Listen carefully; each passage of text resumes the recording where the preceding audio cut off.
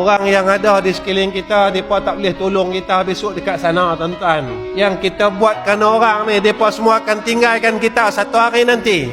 Yang kita buat kerana orang, mau orang puji kita, mau orang tengok kita, semua orang-orang ni akan tinggalkan kita. Selepas keluarga kita letak kita dalam liang lahat, seorang pun tak pedulikan kita. Kita duduk dalam liang tu seorang-seorang, tak ada siapa boleh tolong kita. Kita duduklah dalam liang lahat itu dalam keadaan susah, tuan-tuan. Siapa pun tak ambil tahu hal kita. Kawan-kawan kita tinggal, dia tak pedulikan kita, tuan-tuan. Isteri anak-anak kita tinggalkan kita, dia tak pedulikan kita. Kawan kita tak pedulikan kita.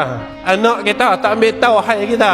Isteri kita tak ambil tahu hal kita. Semua kawan-kawan yang rapat dengan kita, yang sama-sama duk mengumpat dengan kita, mereka tinggal kita.